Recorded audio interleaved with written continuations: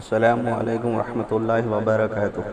روزانہ درس قرآن اور ترجمہ قرآن سننے کے لیے ہمارے چینل کو سبسکرائب کریں اور بیل آئیکن کو پریس کر لیں تاکہ آپ کو نوٹیفیکیشن مل جائے۔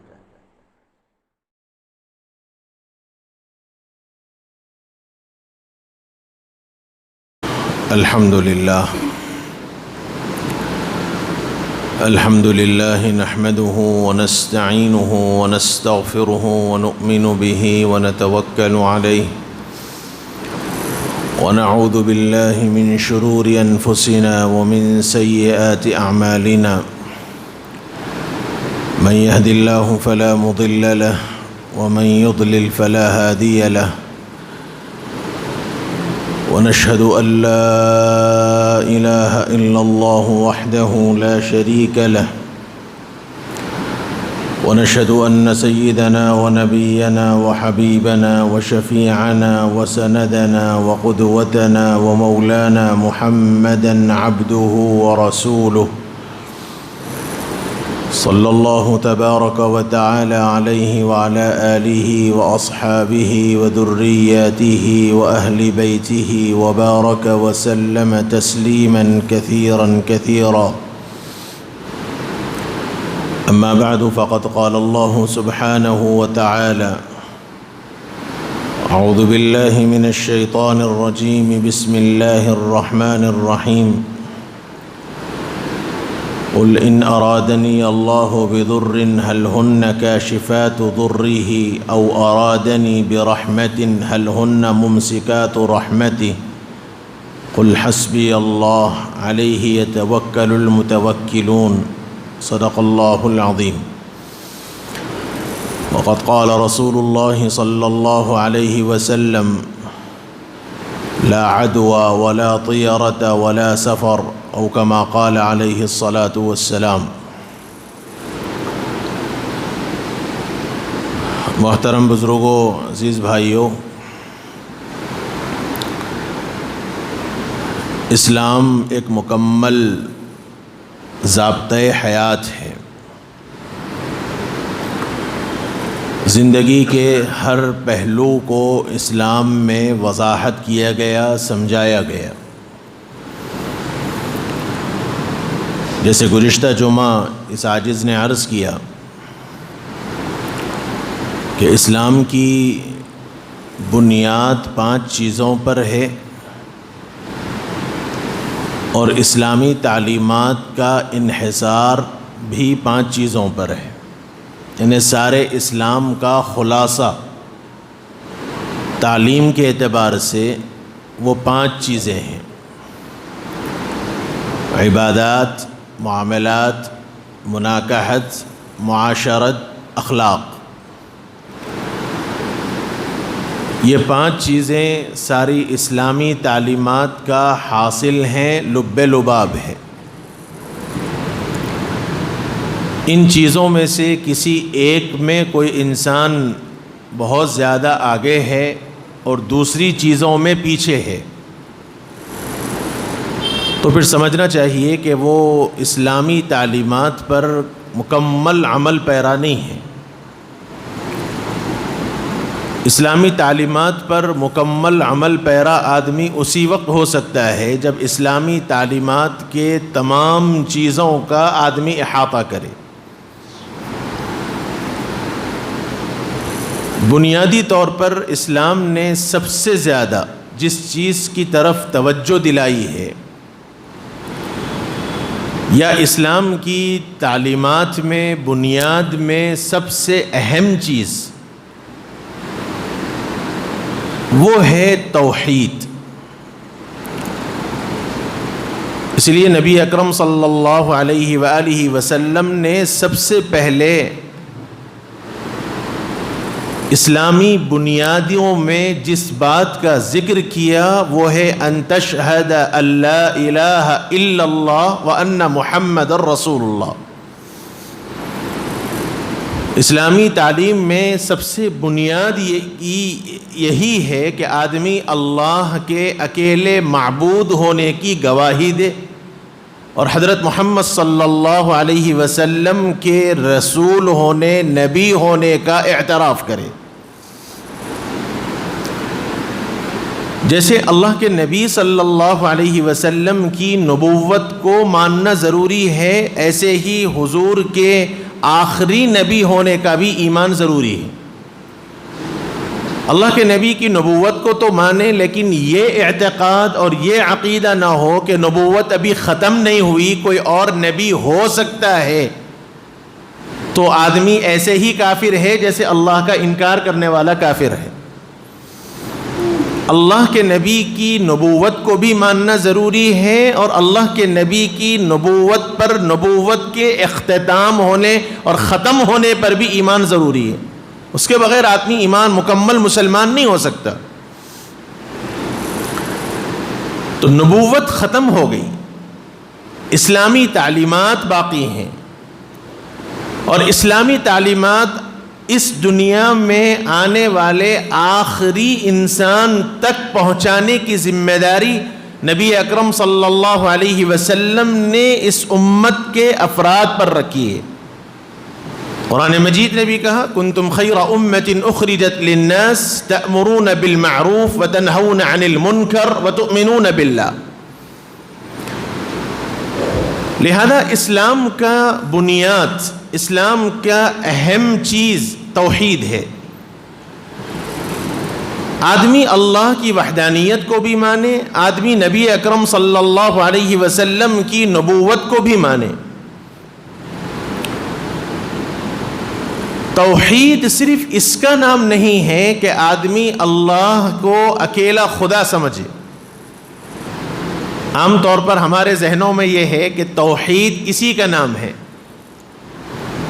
اللہ تعالیٰ کی توحید کو مانا جائے، اکیلے خدا کو مان لیا جائے، ہم یہ سمجھتے ہیں کہ توحید اسی کا نام ہے۔ توحید کا مفہوم بہت وسیع ہے، حضرات علماء نے اس سلسلے میں تو کتابیں لکھی ہیں۔ بنیادی طور پر لفظ الہ جو استعمال کیا گیا، رب العالمین کا لفظ استعمال کیا گیا۔ سابقہ میں جب سورہ فاتحہ کا اختصاری پہلو آپ کے سامنے اس عاجز نے رکھا تو وہاں میں نے بتلایا تھا کہ رب العالمین کا لفظ الحمدللہ رب العالمین، رب کیوں استعمال کیا گیا؟ اور بھی صفات تھیں اللہ تعالیٰ کی، اور بھی چیزیں تھیں، اللہ تعالیٰ اپنے نام کا ذکر کر سکتے تھے، لیکن رب کا لفظ استعمال کر کے اللہ تعالیٰ نے پوری توحید کا خلاصہ بیان کیا، کیونکہ رب اس ذات کو کہتے ہیں جو بغیر کسی ماڈل کے، بغیر کسی نمونے کے، بغیر کسی غرض کے اپنے ماتحت لوگوں کی، اپنے سے متعلق لوگوں کی ضروریات کی تکمیل کرتا ہو اور اتم درجے سے، مکمل درجے سے کرتا ہو، اس کو رب کہتے ہیں۔ اور اللہ رب العزت نے فرمایا رب العالمین، اللہ تعالیٰ سارے جہاں کے پروردگار ہیں۔ عالم صرف یہ ایک انسانوں کا عالم نہیں ہے، ایسے کئی عالم ہیں، سارے عالم کے پروردگار اللہ رب العزت والجلال ہیں۔ اس لیے اسلام نے سب سے اہم چیز جس کی طرف توجہ دلائی وہ ہے توحید، الہ، رب کو رب سمجھنا، رب کی توحید کو ماننا۔ نافع اور ضار یعنی نفع پہنچانے والے، فائدہ پہنچانے والے اللہ ہیں، نقصان پہنچانے والے اللہ ہیں، یہ اعتقاد ہو۔ نقصان میرے اپنے اعتبار سے اللہ تعالیٰ کی طرف شر کی نسبت نہیں کی جا سکتی، کیونکہ وہ ہر کام حکمت سے کرتے ہیں، ان کا ہر کام حکمت سے بھرا ہوا ہے، ہم اس حکمت سے واقف نہیں ہیں۔ اس لیے کہا گیا وَتُؤْمِنَ بِالْقَدْرِ خَيْرِهِ وَشَرِّهِ مِنَ اللَّهِ تَعَالَى۔ تقدیر کے اچھے اور برے ہونے پر ایمان رکھنا یہ مسلمانوں کی خاصیت ہے۔ تو برائی کس اعتبار سے؟ مثال کے طور پر میں ایک کام کرتا ہوں، میں نے کسی سے مشورہ کیا یا مشورہ نہیں کیا، بس میں نے ایک کام کر لیا، میں اپنے اعتبار سے، اپنے خیال کے اعتبار سے اس کام میں فائدہ سمجھ کے کام کیا، لیکن ہوا یہ کہ اس کا نقصان ہو گیا، الٹا ہو گیا۔ یہ میرے اعتبار سے ہے کہ میں اس کے فیوچر کو، اس کے مستقبل کو نہیں جانتا، اس لیے بندہ جو بھی کام کرتا ہے اس میں ہر چیزوں کا امکان ہے، فائدے کا بھی امکان ہے، نقصان کا بھی امکان ہے۔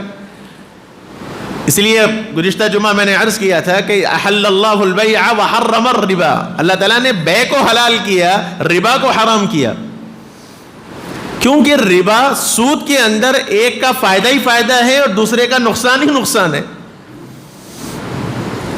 اور یہ فائدہ بھی ظاہری اعتبار سے ہے، ورنہ حقیقت کے اعتبار سے تو سب سے زیادہ نقصان اس سود کھانے والے کا ہے، برکت ختم ہو جائے گی زندگی سے۔ اس لیے یہ ذہن میں رکھنا چاہیے کہ اللہ کی ذات نافع ہے، اللہ تعالیٰ کی ذات ضار ہے، نقصان پہنچانے والی ہے، اور نقصان میرے اعتبار سے، میری سوچ ناقص، میری حیثیت ناقص، میں کمزور، میرا علم کمزور، لیکن اللہ کا علم مکمل، اللہ تعالیٰ کی سوچ مکمل، اللہ تعالیٰ کا علم مکمل، اس لیے ان کا کوئی کام مصلحت سے خالی نہیں ہے۔ یہ الگ بات ہے کہ وہ مصلحت ظاہری اعتبار سے مجھے سمجھ میں نہیں آتی، کیوں؟ اس لیے کہ ان الانسان خلق ہلوعا اذا مسه الشر جزوعا واذا مسه الخير منوعا۔ وہ ذات نے یہ فرمایا جس نے انسان کو پیدا کیا، جو ذات نے پیدا کیا انہوں نے انسان کے بارے میں یہ بتلایا۔ دیکھیے، میں اگر کوئی چیز ایجاد کرتا ہوں تو مجھے اس کے اچھے اور برے ہونے کا علم ہوتا ہے، دوسرا نہیں جانتا، لیکن میں جانتا ہوں کہ اس کے اندر کیا فائدہ ہے، اس کے اندر کیا نقصان ہے، اور جتنا میں اس کو جانتا ہوں کوئی اور نہیں جان سکتا۔ اللہ رب العزت کائنات کو جنہوں نے پیدا کیا، جب انہوں نے یہ بات کہہ دی کہ انسان کی طبیعت ایسی ہے، انسان کا مزاج ایسا ہے، اور ایک جگہ فرمایا خلق الانسان عجولا، انسان بڑا جلد باز پیدا ہوا ہے، میں یہ چاہتا ہوں کہ یہ کام ہو گیا تو فوری ہو جانا چاہیے۔ عجلت انسانی طبیعت کے اندر ہے، اور اس عجلت کے نتیجے میں، اس جلد بازی کے نتیجے میں بعض چیزیں اچھائی اور برائی کے سوچے بغیر، اس کی پلاننگ کیے بغیر، جلد بازی میری فطرت اور طبیعت میں ہونے کی وجہ سے میں وہ کام کر بیٹھتا ہوں، اور بعد میں اس کا نقصان سمجھ میں آتا ہے تو اب پچھتاتا ہوں۔ کیوں؟ اس لیے کہ میرا فیوچر کا علم مجھے نہیں معلوم، آگے میرے ساتھ کیا ہونے والا ہے مجھے نہیں معلوم، لیکن یہ کام اللہ ایسے نہیں ہے، من لدن حکیم علیم، وہ حکمت والے بھی ہیں، وہ علم والے بھی ہیں، وہ ساری حکمت سے واقف ہیں، وہ ہر چیز کی اچھائی اور برائی سے واقف ہیں، اس لیے ان کا کوئی کام غلط نہیں ہو سکتا، ان کا ہر کام خیر ہے۔ اس لیے قرآن مجید نے اس کو سمجھانے کے واسطے ایک جگہ فرمایا کتب علیکم القتال وهو کرہ لکم وعسى ان تکرہوا شیئا وهو خیر لکم وعسى ان تحبوا شیئا وهو شر لکم۔ جہاد جب فرضیت نازل ہوئی اور جہاد کا حکم نازل ہوا تو اللہ تعالیٰ نے فرمایا کہ تم پر اب جہاد کو فرض کیا گیا۔ پہلے حکم دیا گیا اذن للذین یقاتلون بانہم ظلموا، ان لوگوں پر اب جہاد کی، ان لوگوں کو جہاد کی اجازت دی گئی۔ کن لوگوں کو؟ جو بہت ستائے گئے۔ مخالفین اسلام یہ اعتراض کرتے ہیں کہ اسلام میں جہاد کا حکم ہے، لیکن جہاد کا حکم کیوں نازل ہوا اس کو یا تو جان بوجھ کر چھپاتے ہیں یا نہیں معلوم۔ اسلام نے جہاد کی علت اور وجہ یہ بیان کی کہ بِأَنَّهُمْ ظُلِمُوا، ان کو ستایا گیا، گھر سے بے گھر کیا گیا، ان کا مال پر ہڑپ کر لیا گیا، ان کو وہ تکالیف دی گئیں جس کا تصور بھی نہیں کیا جا سکتا۔ اب ان کو کہا گیا کہ یہ جہاد اسلامی جو حکم ہے وہ اپنا بدلہ لینے کا ہے، دفاع کرنے کے واسطے ہے۔ جب یہ حکم نازل ہوا تو اللہ تعالیٰ نے فرمایا کہ لوگوں تم پر جہاد کو فرض کیا گیا، ہو سکتا ہے کہ اس میں تمہاری عقل یہ کہے کہ صاحب اس میں تو جان کا نقصان ہے، سامنے والے کو مارنا، یا ہو سکتا ہے اپنی جان بھی چلی جائے۔ اللہ تعالیٰ فرماتے ہیں کہ اللہ کو علم ہے، تمہیں علم نہیں ہے، بہت سی چیزیں ایسی ہوتی ہیں جس کو تم بظاہر اچھا سمجھتے ہو لیکن اس میں نقصان ہے،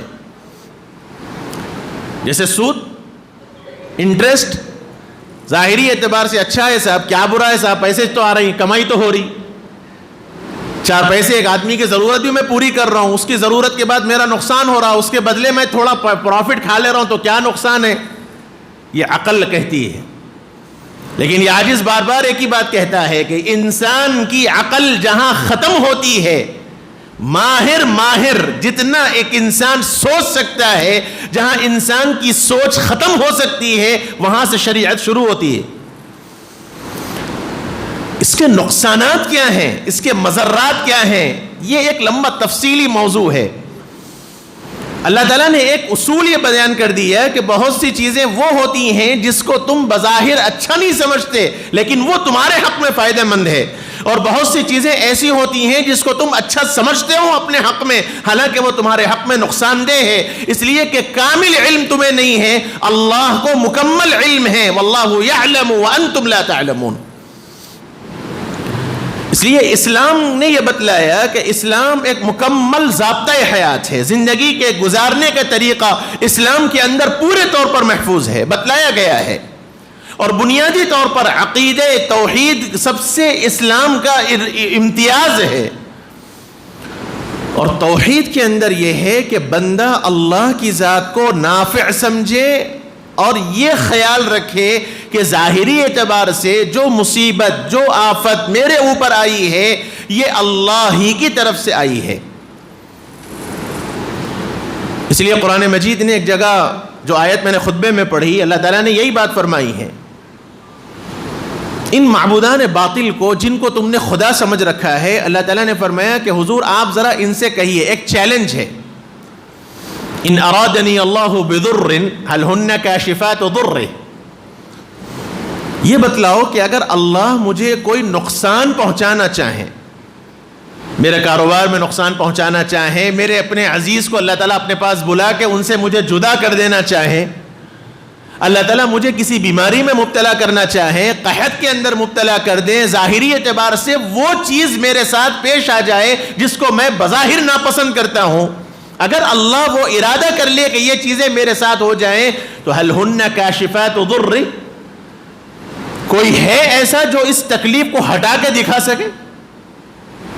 جیسے یہی لے لیں آپ، اس وقت 6 مہینے 7 مہینے سے ساری دنیا کا نظام تتر بتر ہے کاروباری اعتبار سے، وہ لوگ جو اپنے آپ کو ٹیکنالوجی میں اور سائنس کے اندر بڑے ماہر فن سمجھتے تھے اور اپنا ثانی کسی کو نہیں سمجھتے تھے، ایک ایسی نہ دکھنے والی مخلوق کے آگے ایسے محتاج بن گئے کہ ذرہ ذرے کے محتاج ہیں، سب آج پریشان ہیں، آج تک ویکسین نہیں نکل پایا، قطع نظر اس کے کہ واقعتاً یہ بیماری ہے نہیں ہے، پلاننگ ہے، سازش ہے، اس سے بحث نہیں، وہ تو جاننے والے جانیں، ظاہر میں اسباب کے اعتبار سے اگر واقعتاً اس کو بیماری تسلیم کر بھی لیا جائے تو جو دعوے دار تھے دنیا پہ دنیا کی حکومت چلانے کے، اللہ تعالیٰ نے ان کو بتلایا کہ قدرت کے مظاہرے کے آگے جب انسان اپنی طاقت دکھاتا ہے، اللہ تعالیٰ غیر مرئی مخلوق، نظر نہ آنے والی مخلوق سے اللہ پوری کائنات کے نظام کو درہم برہم کر کے بتلا دیں گے۔ قادر مطلق ہے مولا کی ذات، اللہ کے آگے کسی کی نہیں چل سکتی، اور یہی بات فرمائی گئی ہے کہ اگر اللہ کسی کو نقصان پہنچانا چاہے، ان ارادنی اللہ بضر هل ہن کاشفات ضر، کیا کوئی ہے کائنات کے اندر جو اس تکلیف کو دور کر دے؟ یا پھر فرمایا کہ او ارادنی برحمت هل ہن ممسکات رحمتہ، اور اگر اللہ کسی کے ساتھ بھلائی کا، خیر کا اور نفع کا کوئی ارادہ کر دے تو کوئی ہے اس کو نقصان پہنچا کے دکھا دے؟ کوئی نہیں ہے۔ اس لیے بنیادی طور پر یہ تعلیم دی گئی ہے، لا عدوى ولا طیرۃ ولا حامۃ ولا سفر او کما قال، اسلام نے بتلایا کہ کرنے والی ذات اللہ کی، بنانے والی ذات اللہ کی، حالات بگاڑنے والے اللہ تعالیٰ، حالات بنانے والے اللہ تعالیٰ، مصیبتوں کے دینے والے اللہ، مصیبتوں کو ختم کرنے والے اللہ، سب کام اللہ کی طرف سے ہے۔ لا عدوى، میرے آقا نے فرمایا، کون؟ جو سب سے زیادہ اللہ کو سمجھنے والے، جو سب سے زیادہ بندوں کے مزاج سے واقف رکھنے والے، جو سب سے زیادہ اپنی امت کے نباز اور نفس شناس، انہوں نے یہ بات فرمائی ہے، لا عدوى، ایک بیماری دوسرے کو نہیں پہنچتی۔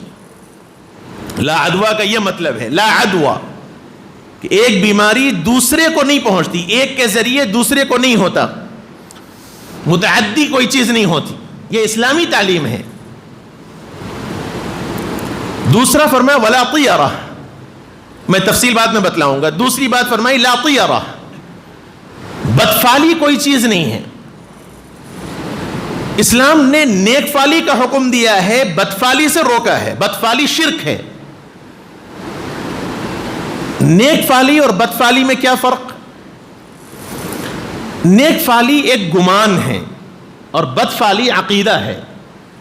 جیسے مثال کے طور پر میں کسی بیمار کے پاس عیادت کے لیے گیا، میں جانتا ہوں کہ بظاہر اس حال میں ہے کہ اب ان کا بچنا بہت مشکل ہے، آخری لمحے ہیں،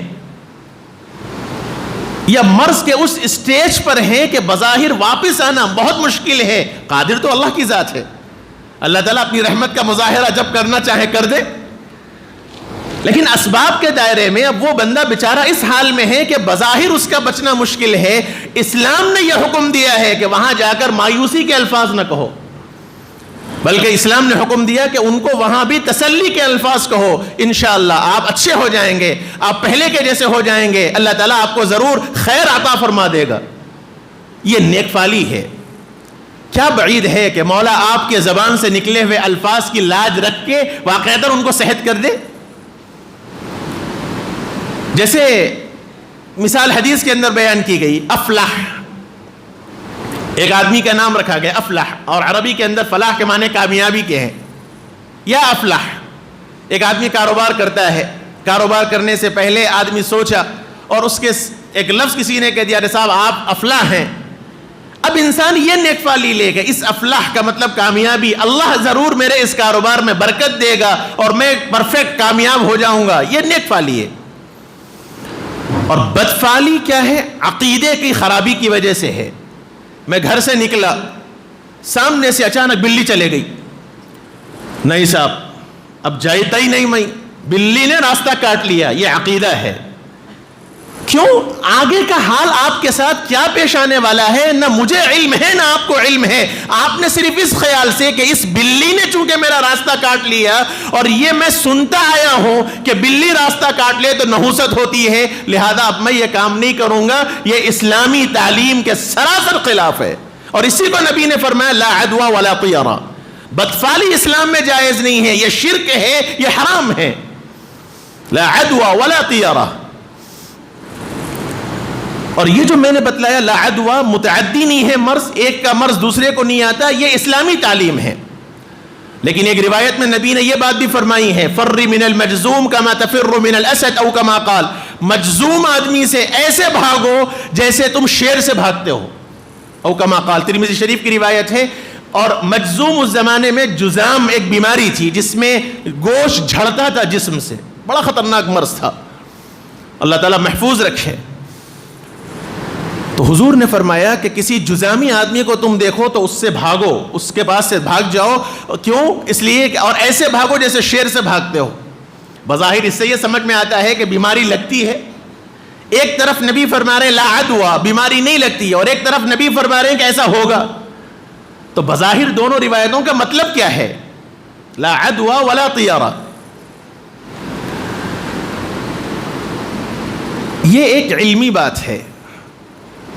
سامنے میرے گھڑی ہے اس لیے مجھے اجازت نہیں ہے آگے میں مزید کچھ بولوں. انشاءاللہ اس کی تفصیل اگلے جمعہ عرض کروں گا.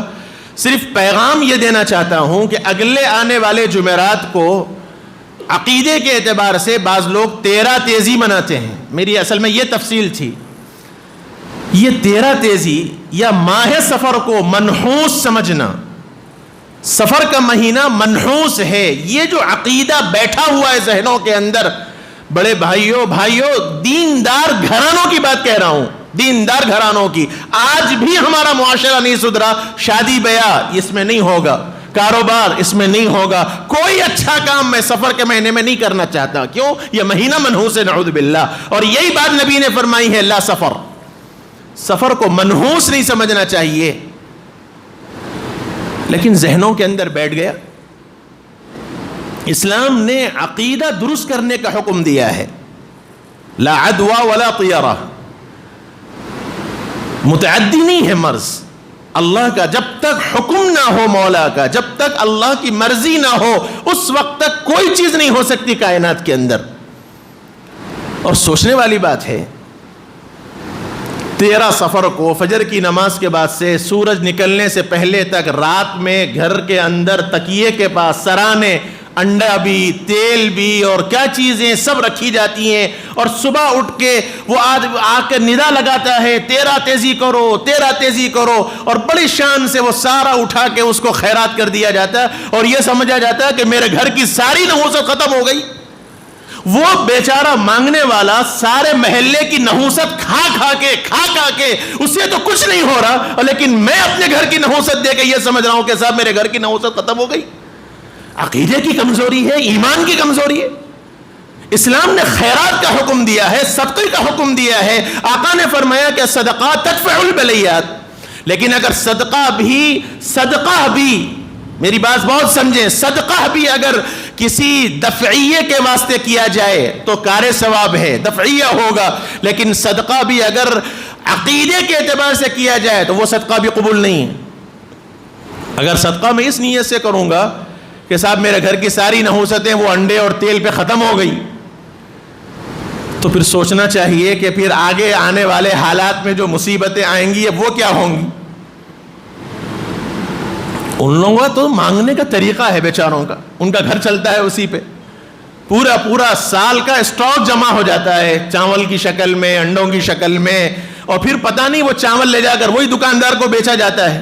عام طور پر دیکھنے میں یہی آیا ہے کہ یہ بیچارے مانگنے والے جمع کر کے، اس لیے کہ ان کے پاس انلمیٹڈ اسٹاک جمع ہوتا ہے، انلمیٹڈ اسٹاک جمع ہوتا ہے۔ جیسے ابھی اخبار میں آیا تھا رمضان کے بعد جب یہ جو لاک ڈاؤن ہوا تھا، اور ماشاءاللہ کار خیر کرنے والے اللہ ان کو بہت جزائے خیر دے، انہوں نے بہت خیر کیا ہے، بہت بانٹے لوگ۔ ایک صاحب غازی ملت کالونی کی بات مجھے اطلاع ملی، اخبار نیوز میں بھی آئی بات وہ کہ باضابطہ حکومت کے لوگوں نے ریڈ کیا ایک مکان پر، تو 100 کنٹل چاول ایک مکان سے نکلا، اور تحقیق کرنے پر معلوم ہوا کہ لوگوں نے لا کر وہاں بیچا اس آدمی کو، اور اس نے جمع کیا تاکہ بعد میں اسی چاول کو بیچے۔ تو یہ مانگنے والا بھی اسٹاک جمع کر کے، انلمیٹڈ اسٹاک تو وہ اپنے گھر میں نہیں رکھ سکتا، لامحالہ وہ دکان کو دار بیچے گا، دکاندار وہی خرید کے پھر آپ کو بیچے گا، وہی صدقہ پھر آپ کے گھر کے اندر آیا غیر محسوس طریقے سے۔ اور ہم یہ سمجھ رہے ہیں صاحب وہ انڈے نکال کے اور تیل نکال کے میں میرے گھر کی ساری نحوست ختم کر دیا۔ میرے بھائیوں، عقیدوں کو بنانے کی ضرورت ہے، اس سے کچھ ہونے والا نہیں۔ آپ صدقہ ضرور کیجئے، اللہ تعالیٰ آپ کے بلیات کو ضرور ٹالے گا، لیکن اس عقیدے کے ساتھ اگر میں کرتا ہوں تو وہ سوائے میرے اوپر وبال کے کوئی اور چیز نہیں ہوگی۔ بقیہ اس حدیث کا جو مطلب ہے لا عدوى ولا طیرہ، چونکہ وقت ہو چکا ہے، انشاءاللہ اگلے جمعہ اس کی بات عرض کروں گا۔ اللہ تعالیٰ اپنے کرم سے جو باتیں کہی گئی ہیں اس پر ہم سب کو عمل کی توفیق نصیب فرمائے۔ اے اللہ اپنے کرم سے جو بیمار ہیں ان سب کو شفاء کاملہ عاجلہ دائمہ مستمرہ نصیب فرما۔ اے مالک جو مرحوم ہیں ان کی مغفرت فرما، ان کے درجات کو بلند فرما۔ اے اللہ اپنے کرم سے اس مصیبت کو ہم سے دور فرما۔ اے اللہ راحت کا، عافیت کا، سکون کا، سہولت کا معاملہ مقدر فرما۔ اے اللہ اپنے کرم سے جو خیر کی دعائیں رسول اللہ صلی اللہ علیہ وسلم نے مانگی ہیں اس میں ہمارا حصہ نصیب فرما۔ جن شرور سے آقا نے پناہ مانگی ہے اے اللہ ان شرور سے ہماری اور ساری امت اسلام کی حفاظت فرما۔ ہم نے جو کچھ مانگا ہے اپنے خاص کرم سے عطا فرما، اور جو مانگنے سے رہ گیا اے اللہ اپنے خاص فضل سے وہ بھی عطا فرما۔ وصلی اللہ وسلم وبارک علی نبینا محمد وعلی آلہ وصحبہ اجمعین والحمد للہ رب العالمین۔ بھائیو، ایک گزارش یہ ہے، اللہ کا نام لے کر، نبی کی سنت کو سامنے رکھ کر اب یہ فاصلے کو ختم کیجئے۔ سب جگہ فاصلے ختم ہوئے، اب صرف مسجدوں میں فاصلے باقی رہ گئے ہیں۔ دیکھنے میں یہی آ رہا ہے، دکان پوری آباد ہے، مارکیٹیں پوری آباد ہیں، اور سپر مارکیٹیں پوری آباد ہیں، سب چیزیں آباد ہیں، وہاں کوئی سوشل ڈسٹینس نہیں ہے، کرنے والے کرتے ہیں، اور لیکن آباد اگر سوشل ڈسٹینس کہیں ہے تو ابھی مسجدوں میں برقرار ہے۔